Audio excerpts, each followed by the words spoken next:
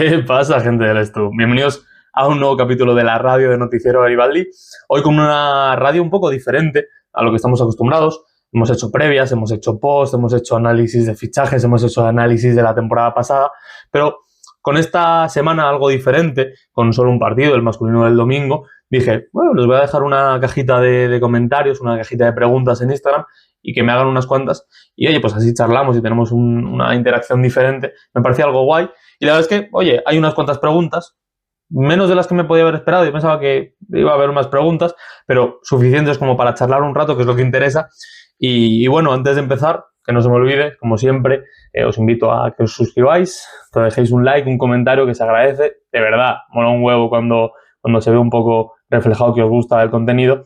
Y que eso, que es gratis y que a mí me gusta mucho y a vosotros no os cuesta absolutamente nada. Así que eso, dejaros un like, un comentario o, pues eso, suscribiros. Antes de empezar con las preguntas en general, que tengo unas cuantas, iré en orden de cómo me llegaron. Quiero hablar porque hablando con una persona, no me acuerdo si fue ayer o antes de ayer, con el tema de las preguntas, me dijo, aparte de las preguntas que te hemos hecho, molaría que contases un poco, pues, quién eres tú, por qué empezaste este proyecto. Y bueno, me parece interesante resumirlo un poquito.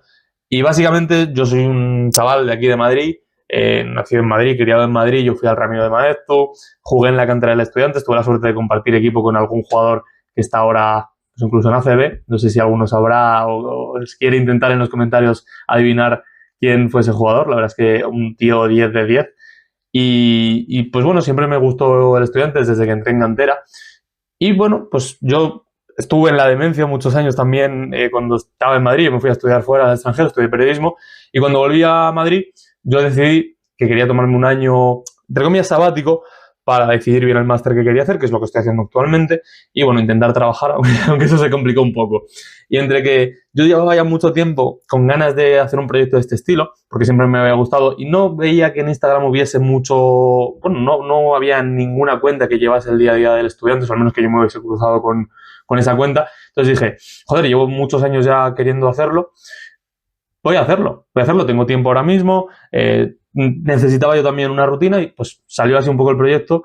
Quise currármelo, aunque sabía que no iba a explotar. Esto, yo sé que es una cosa que no me va a dar de comer, ni me va a hacer rico, ni famoso, pero es una cosa que a mí me encanta hacer, porque yo en mi día a día no tengo esa suerte de poder hablar con mucha gente del Estudiantes, y ahora mismo sí, porque con vosotros, con muchos de vosotros por DM, pues charlamos, comentamos, y me encanta porque mucha gente dice, perdona por ser pesado. No eres pesado, tío, yo no puedo hablar ni de mi grupo de amigos cercano, ni con la gente de las prácticas, ni con la gente de la universidad puedo hablar de Estudiantes. Los puedo contar con los dedos de media mano.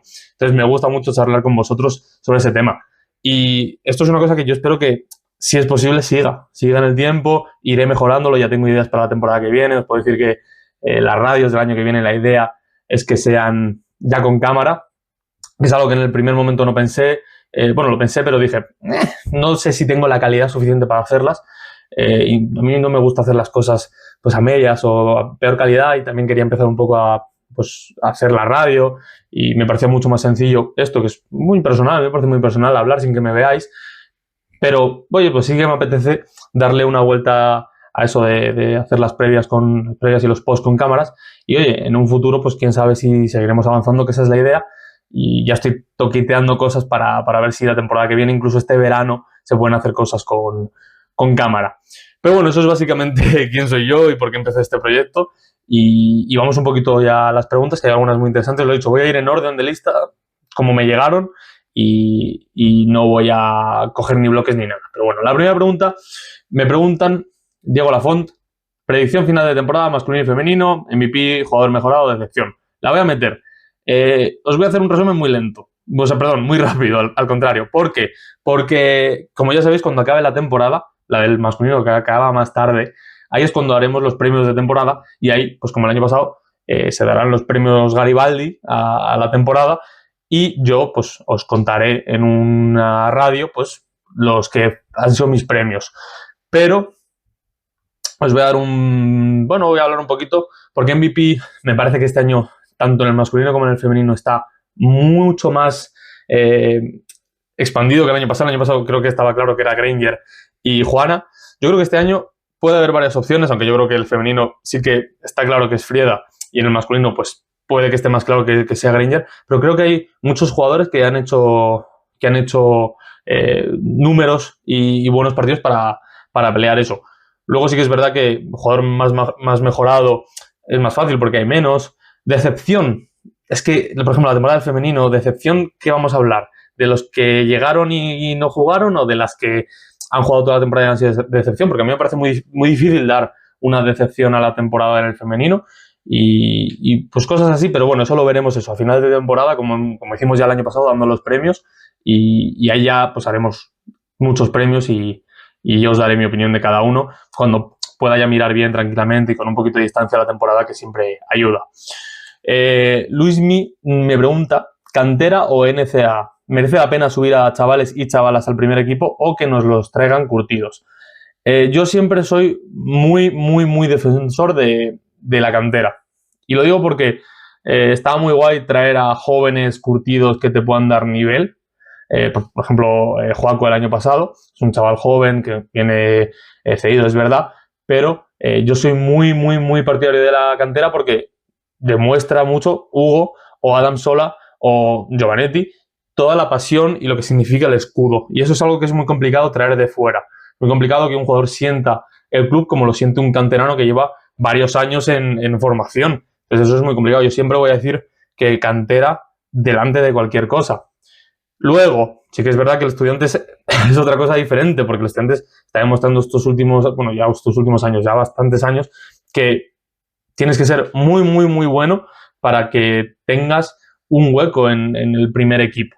Se ha visto este año con Adriana y con Ada, que es verdad que tienen el tema de los estudios un poco alrededor, y se ha visto también, pues, Giovanetti sí que es un poco el que ha roto, pero ni Hugo tiene tantos minutos, aunque es por lesiones, ni pues Amon, que es un jugador que nos hubiese venido muy bien por tramos de esta temporada, tampoco ha tenido decir, oye, venga, pues vamos a usar la cantera. Entonces es normal que al final nuestros canteranos se vayan a la NCAA y luego es muy difícil que vuelvan al Estudiantes porque la NCAA es un trampolín muy grande, pese a que no tengas un nivelazo, casi siempre vas a volver con mayor proyección que lo que puede ser un equipo de primera FEP. La siguiente pregunta, de la misma persona, Luismi, base de las Women in Black 2027, ¿con quién te quedas? ¿Quién no? ¿Quién factible traes? Yo, sinceramente, me quedo con las dos actuales. Para mí, las dos bases actuales, por mucho que hay gente que pone, bueno, incluso el Estu pone a Lisa como base, a mí Lisa me parece una escolta, y la que me parece una base es Juana.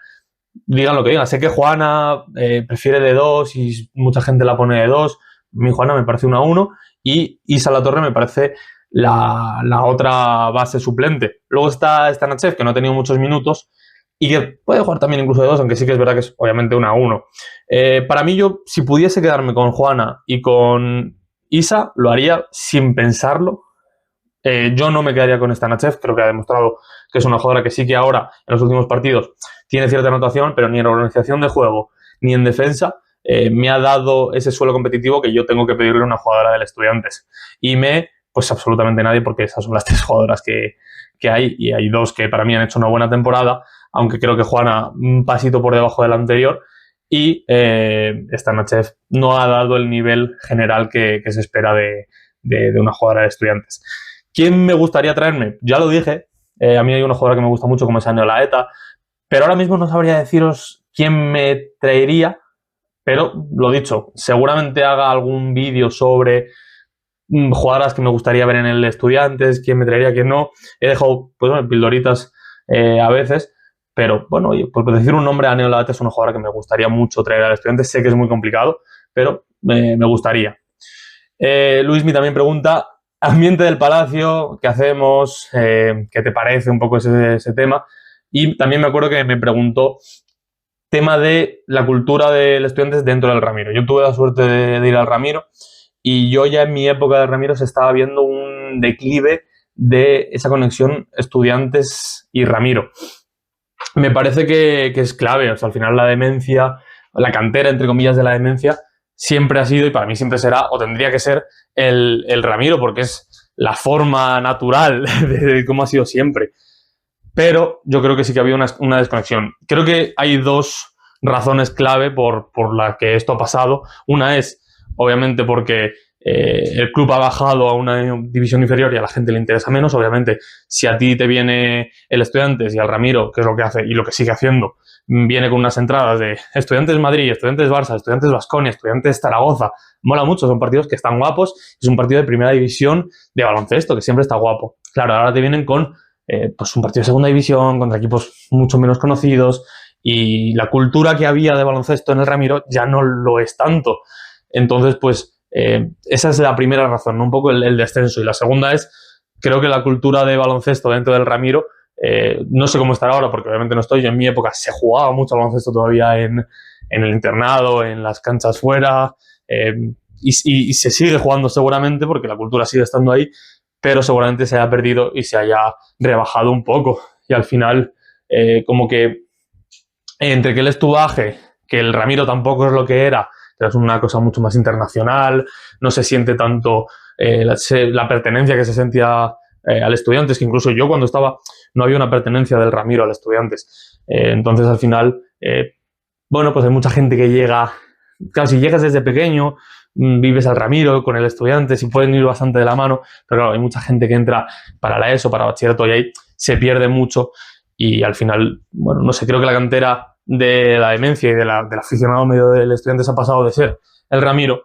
a ser pues hijos de, que está muy bien, pero obviamente perdemos mucha gente. Pero la principal razón seguirá siendo que el Estudiantes ha bajado y que obviamente pues hay menos interés porque el Estudiantes ahora mismo es el periodo donde más entradas está regalando a la gente para pues llenar el palacio, donde los precios son más bajos y donde es más fácil ir a ver un partido de baloncesto del Estudiantes. Pero obviamente con esa bajada a una división inferior, como hemos dicho siempre, económicamente es peor y la masa social se debilita mucho. En el momento en el que se suba otra vez, seguramente esa masa social y esa masa económica subirá de nuevo. Y pues, hombre, por eso aparte de porque queremos ver al Estudiantes en primera, es muy importante por esas dos razones. Pregunta Fer Bedoya, ¿hace falta un nuevo director deportivo? Yo voy a tomarme como que la pregunta es en general. Yo creo que sí, pero a medias. En el femenino no. Creo que no. Y lo digo totalmente en serio. Creo que Alberto ha hecho un buen trabajo, sorprendentemente este año, ha hecho un buen trabajo de equipo y ya lo hizo el año pasado y lo ha hecho en sus años como director deportivo. Creo que es un gran director deportivo femenino. ¿Qué pasa? Que este año pues, ha tenido la mala suerte de, pues lo que hemos dicho, te ficha una jugadora como Tillana que pintaba muy bien y viene un equipo de Euroliga y se la lleva. Te ficha una María Jespersen que es un pepino y que si hubiese estado en la plantilla hubiese sido un nivelazo porque es una grandísima anotadora y se embaraza. Entonces son cosas que no puede prever el Estudiantes, porque si tú sabes que vas a fichar a Tillana y se la van a llevar, no la fichas. Si tú sabes que se va a embarazar Jespersen, pues seguramente no la fiches. Eso es algo que es así. Que luego la fichas y es una persona que se embaraza, pues totalmente válido, porque es una persona y tiene todo el derecho a querer tener hijos. Pero, hombre, para el club es una, entre comillas, putada, porque has fichado a una jugadora que ya no puedes contar con ella y tienes que buscar a otra en el mercado, en un mercado que ya está más devaluado porque hay menos jugadoras de calidad y donde, pues, oye, tienes una necesidad y eso se notará. Pero creo que luego ha habido muchos fichajes muy positivos. Creo que el fichaje de Elisa es un fichajazo de una jugadora que te ha hecho gran parte de sus partidos en el Estudiantes. El 95% de los partidos a un grandísimo nivel. Ha hecho fichajes como el de Paige Crowthorne y el de Maddie Garrett, que yo creo que en su poco tiempo han jugado muy bien y han dado mucho al esto para dar ese empujón. Y yo el único fichaje malo que recuerdo de mitad de temporada es el de Leonadom, que es bastante principio de temporada. Creo que es el único que podría criticar. Creo que incluso el de Laura Erikstrap, yo no puedo criticarlo porque me parece que es un buen fichaje, una jugadora que llega de Perfumerías Avenida, de hacerse números decentes para lo que iba a ser una pívot suplente, pero donde creo que ahí el fallo ha sido, ya sea de comunicación con Olmo o de actitud de la jugadora, no tengo ni idea, pero no ha sido usada por Olmo. Pero es que yo creo que tampoco ha tenido... claro, no vemos los entrenamientos, no vemos cómo es ella como jugadora, como compañera, pero es eso, al final creo que los fichajes, si tú te vas a principio de temporada, fichas a una Nneka Ezeibo que ha sido segunda en mejor rookie del año y tiene sentido fichar a una jugadora que por números y por físico es lo que nos faltaba en el 5. Creo que el fichaje de Irati, una internacional con España, que ha dado el nivel que ha dado, es muy bueno. Mantener a Frieda es una locura. Tienes la mala suerte de que Topuzovic se te lesiona a principio de temporada cuando iba a ser una jugadora importantísima y lo estaba siendo. Entonces creo que muchos de los problemas del Estudiantes femenino no han sido por error de la dirección deportiva, sino por, entre comillas, mala suerte, que dentro de la mala suerte entran muchas cosas. Pero creo que el planteamiento de plantilla para esta temporada era bueno. Y luego, en el masculino, creo que más o menos se puede decir lo mismo. Creo que el planteamiento de equipo no es malo, pero se sigue fichando nombres. Y el Estudiantes, y yo creo que mucha gente dentro del aficionado medio, está pidiendo que se deje de fichar nombres y se fichen a jugadores que curren y que trabajen. A mí el fichaje por ejemplo, Omar Silverio me parece un fichajazo y ha funcionado muy bien, pero te podría haber funcionado muy mal. Es un jugador que viene de una liga superior, que está haciéndolo bien y te puede llegar y no acomodarse y no jugar bien. Como ha pasado con Sasu Salin. Sasu Salin, sobre el papel, es un fichajazo. Estás consiguiendo uno de los mejores tiradores del baloncesto europeo, un tío que está yendo con su selección, que lo ha hecho bien y que en Eurocup con el club estaba haciendo buenos números con el club rumano. Llega al Estudiantes y es un desastre de temporada. No me sale el nombre ahora, perdonadme, del base croata. No me sale el nombre, se me ha borrado completamente. Llega él, es un nombre que viene desde Valencia, que ha tenido buenos números cuando ha estado en la primera FEB. Hombre, yo lo dije en su momento, es buen fichaje, sobre el papel es buen fichaje. Yo prefiero a Cayo Pacheco, que es un tío que está probado en esta categoría. Entonces, creo que el masculino sigue pecando de fichar nombres más que fichar perfiles, aunque este año sí que se han fichado más perfiles que otro año. Luego, pues lo mismo, creo que el problema de la plantilla del masculino no ha sido que no hubiese perfiles suficientes, porque creo que este año sí que había perfiles suficientes. Tenías 2 pivots decentes, pues has tenido lo mismo. A mí Brahima viene Granada, se lo llevo, porque hay una cláusula de libertad o lo que sea. Se te lesiona Juan Pigolet, tienes momentos extraños. ¿Te puedo criticar el fichaje de Sergi? Te puedo criticar el fichaje de Sergi, pero creo que el fichaje de Sergi sobre papel no es malo. O sea, ¿qué necesitábamos? Un base que organizara y le metiese al asunto. Y Sergi lo es. Que luego no te dé lo que mucha gente quiere ofensivamente. No, pero cuando juegas un tío que te da mucha organización, mucha pausa, y en defensa es un tío que puede llegar a morder. Que está, yo creo que por debajo del nivel que todos nos esperábamos, siendo el jugador que es, sí. ¿Pero eso es problema del director deportivo? No. El problema es que el jugador no está dando el nivel que se esperaba. Pero el fichaje es decente. Dicho esto, creo que hay que buscar un director deportivo para el masculino que sepa el mercado del masculino mejor de lo que lo sabe Alberto. Creo que eso es una cosa que es... Pero creo que el trabajo en el femenino ni en el masculino es malo. Pero ha habido mucha mala suerte. La siguiente pregunta es, también de Fer Bedoya, diciendo que yo creo que deberíamos mantener a Toni Temp, pase lo que pase. ¿Qué opinas? Opino lo mismo y ya lo dije en el partido, creo en el anterior partido, donde, bueno, mejor dicho, cuando los jugadores deciden sacar ese carácter, ritmo, agresividad y jugar con esa base que yo hablo competitiva, coño, jugamos muy bien. Y cuando jugamos muy bien, se ven las cosas técnicas que trae Toni. Entonces, creo que es un buen entrenador. Indudablemente es un gran entrenador. Y creo que sigue siendo la mejor apuesta que podríamos haber hecho en verano, junto con Epi y poco más. Sí, lo es. Y creo que cualquier entrenador que trajeses no lo hubiese hecho mejor que Toni. No te digo que lo hubiese hecho peor, pero igual o peor. Porque Toni, creo que lo único que le ha faltado es igual intentar de alguna manera sacar esa garra de los jugadores que han estado muy pasivos. Creo que ha sido un entrenador que cuando los jugadores han respondido ha conseguido ser influyente en el juego, pero cuando no ha conseguido ser ni influyente en el juego ni en los jugadores, que es lo importante. Muchas veces activar a tus jugadores es la clave. ¿Se debería quedar Toni? Para mí sí. Obviamente creo que tiene que haber un proyecto al año que viene donde Toni siga formando una plantilla que a él le convenzca y sobre todo pues intentar traer a jugadores que sean currantes, que es lo que ha faltado un poco este año. No currantes, porque no voy a decir que los jugadores de Estudiantes no curran, pero sí que se ha notado mucho que hay momentos que flaquean. Obviamente está Savignani por ahí, que el Estu puede tener interés. me parece una tontería. Creo que Toni Ten es tan buen entrenador como Savignani. Porque Savignani yo creo que le pones esta plantilla y o te mete 4 gritos y pierdes seguramente al vestuario o hubiese sido más o menos lo mismo. Creo que el problema de esta temporada no ha sido Toni, sino ha sido que los jugadores no han sabido responder a un poco lo que vuelve a pasar en el Estudiantes, que es pues ya sea la presión o ya sean muchas otras cosas. Siguiente pregunta es de también Luismi. ¿Por qué ya no te acreditan? ¿Por qué casi nunca vemos preguntas en las ruedas de prensa Olmo Ten? Esto es otra cosa que quiero hacer un vídeo a final de temporada explicando y, por qué no decirlo, criticando al Estudiantes por un poco lo que me ha pasado a mí y un poco también lo que todos sabemos, que la comunicación es bastante mala. Y entonces no quiero contar mucho porque quiero hacer un vídeo explicándolo bien y criticando un poco lo que ha sido, yo creo que un maltrato de los Estudiantes hacia mí. Yo, a principio de temporada, dije, voy a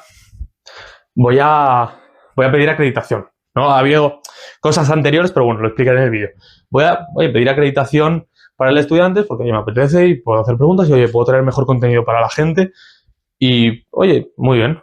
A mí no se me empieza dando y yo lo entiendo perfectamente. Yo soy una cuenta de Instagram pequeña de 300 seguidores igual en ese momento o menos y yo entiendo que el Estudiantes no quiera acreditarme. Lo entiendo perfectamente.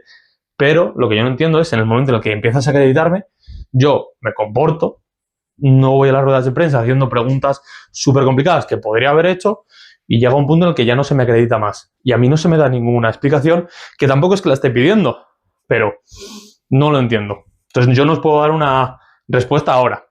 ¿Existe una respuesta? Sí. Os tendréis que esperar a después de la temporada para que yo lo explique, porque obviamente tengo que hablar con la gente que me dijo cosas y que me explicó cosas para saber qué puedo y qué no puedo decir, pero lo que puedo decir ahora es que yo no entiendo el por qué se me dejó de acreditar. Incluso cuando cuente eso, va a seguir siendo lo mismo. Yo no entiendo por qué se me acreditó y luego se me dejó de acreditar. Eso es algo que seguramente nunca sepa. Y la segunda parte, que era el por qué casi nunca vemos preguntas en las ruedas de prensa de Olmo y Toni, lo mismo, hay 2 factores. En el caso de Olmo, baloncesto femenino sigue importando muy poquito en este país y ya está, básicamente. Y segundo, en el caso de Toni, la primera FEP no importa. Entonces, ¿qué pasa? Y esta es la primera razón, que cuando ni el femenino ni el masculino tienen la relevancia suficiente para que vengan medios, pues no las hay. Y entonces, si los que van son pues gente de blogs digitales o tal, pues al final van a ir 3 o 4. Ese es el primer problema. Ese es el por qué hay menos preguntas. Y el segundo, y yo lo hablo de mi experiencia, yo cuando iba a ruedas de prensa, que yo solo iba al femenino, yo podía hacer una pregunta y si hacía 2 ya se me miraba raro. Entonces por eso no hay tantas preguntas. ¿Por qué? Porque igual a una rueda de prensa de Olmo vamos 2 personas o 3, solo preguntamos 2, porque son a los que nos interesa preguntar cosas para sacar contenido. Al tercero, pues le interesa estar ahí para lo que diga Olmo. Y si a 2 nos dejan hacer 1 o 2 preguntas, pues solo van a salir 4 preguntas. Y 4 preguntas para tratar temas de una semana o de un partido, pues a veces se te quedan cortos. Y yo sobre todo, porque hay compañeros que estaban ahí que las 2 preguntas las usaban para Olmo y es totalmente entendible, yo siempre he tratado de hacerle una pregunta a Olmo o cuando yo empecé a ir, que era a Pernas, y otra a la jugadora que venía con él, porque entiendo que si viene una jugadora, pues merece también recibir una pregunta. Y yo, de mi experiencia personal, puedo decir que cuando yo le hacía una pregunta a la jugadora, primero, casi que no se lo esperaba, y 2, la sonrisa que ponía era normalmente de oreja a oreja, y yo tengo una cosa que ya me llevaré para toda la vida. Lisa Berkani, que es majísima, pero muy maja.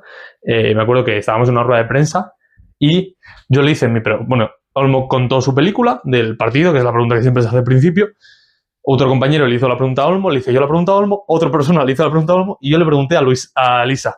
Y Lisa estaba ya un poco a su mundo porque no se esperaba que la preguntase y fue como, levantó la cabeza y sonrió. Y yo, son esas cosas con las que me quedo de yo haber ido a rueda de prensa y pues haber hecho preguntas a todo el mundo y haberle al menos sacado esa sonrisa a Lisa y obviamente a otras jugadoras, que es una cosa que me llevo yo de las pocas veces que se me dejó acreditarme. Entonces, bueno, básicamente resumiendo, 2 razones. El Estudiantes no tiene tanta relevancia como tenía igual en el pasado. Y segunda, la gente se quiere ir pronto a su casa y pues tenemos poquitas preguntas para hacer. Y la última pregunta es de Pablo Huerta, que dice: ¿cómo ves el grupo del masculino? ¿Alguna opción de quedar segundos? Refiriéndose a el campeonato de España. Voy a hablar del masculino y voy a hablar del femenino. Yo no soy experto. No puedo seguir tanto como me gustaría. Ojalá el año que viene sí, cuando tenga más tiempo. También los juniors. Y ya si en Liga EVA controlo un poco quiénes son los que más destacan por números, pero por juego no puedo. Yo ahora mismo, pues os lo cuento. Yo tengo un día donde de 8 de la mañana a 8 de la tarde tengo curro y tengo universidad. Entonces yo igual llego a casa a las 8:30, tengo que duchar y cenar y algún día hasta tengo que hacer cosas de la universidad. Entonces hay días que tengo muy poquito tiempo incluso para preparar las previas, los posts, y tengo que hacer muchas cosas deprisa y corriendo. Entonces no tengo tanto tiempo, no tengo el tiempo que me gustaría para ver al junior y ver al EVA y ver también al masculino y al femenino del esto. Entonces, respondiendo un poco a la pregunta, creo que el masculino tiene un plantillón muy, muy, muy bueno. No sé si tanto como el año que viene, el año pasado, en cuanto a que creo que el año pasado teníamos nombres muy, muy interesantes y gente de mucha calidad. Pero creo que este año el grupo es mejor. Creo. Y creo que lo hemos demostrado. Creo que ahora mismo somos el segundo mejor equipo de Madrid, pese a haber quedado terceros. Creo que plantarle la cara que le plantamos al Madrid, yo no lo recuerdo hace muchísimos años, y creo que al Centro Básquet les hubiésemos ganado. Esto todo es un supuesto mío. Pero creo que tenemos jugadores con mucha calidad en varias posiciones. No voy a decir nombres porque seguramente me deje alguno y no quiero, pero jugadores de mucha importancia, de mucha calidad. Tenemos anotadores, tenemos triplistas, reboteadores, presencia interior, y creo que es un equipo que puede hacer un campeonato de España de clubes muy interesante. Veremos, porque el grupo no es fácil, sobre todo por el Barça, que ya sabéis cómo es. Barça y Madrid siempre son los que complican las cosas. Luego, obviamente, Valencia y Unicaja está muy bien, Zaragoza. Obviamente, si no controlo del Estu, imaginaos de el resto de equipos. Entonces, Baskonia no lo digo porque Baskonia no suele tener una cantera súper fuerte, y si no me equivoco el año pasado ya les ganamos. Pero vamos, que puede ser que perdamos. O sea, creo que el grupo es muy bueno. Creo que igual por nombres individuales, el año pasado, sí que es verdad que el año pasado yo pude seguir mucho más el junior y conocía más los nombres, pero creo que este año tenemos una gran plantilla y creo que pueden hacerlo muy bien y igualar, al menos por sensaciones, lo bien que lo hicieron el año pasado.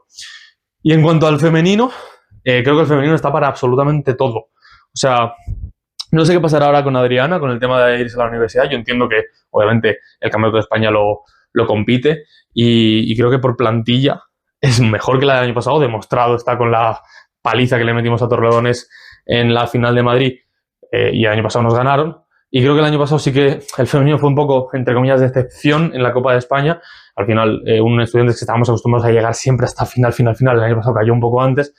Yo creo que este año, con los nombres que tiene, lo mismo, no voy a decir nombres porque seguramente me deje a gente, porque no controlo tanto el junior, pues creo que están para plantarse en una final y hacer un gran torneo y demostrar que seguimos siendo, si no la mejor cantera, de las mejores canteras de España y de Europa en femenino. La pena es que, bueno, pues luego no tengan continuidad primer equipo, pero por nombres, por plantilla, por sensación. Yo me acuerdo de ver el año pasado al femenino y ver que le faltaban cosas. Yo este año veo que es una plantilla muy, muy completa, con muchos nombres, y lo mismo que en el masculino. Tenemos tiradoras, tenemos manejadoras de balón, tenemos organizadoras, tenemos presencia interior, tenemos un equipo muy agresivo, que eso me gustó mucho cuando lo vi, sobre todo en la final contra Torrelodones. Me gustó mucho y creo que es un equipo que está para plantarse en una final y hacer cositas. Lo dicho, desde la total ignorancia no conozco al resto de juniors, no sé cómo está el nivel y el panorama nacional, pero creo que de este junior femenino pueden salir 3 o 4 nombres muy interesantes para el baloncesto español. No sé en qué categorías, pero hay mucha calidad ahí. Y esta era la última pregunta. Espero que os haya molado este formato. Si os mola, pues oye, lo iré haciendo de vez en cuando. Y si me dejáis preguntas y temas, pues los iré respondiendo los que pueda.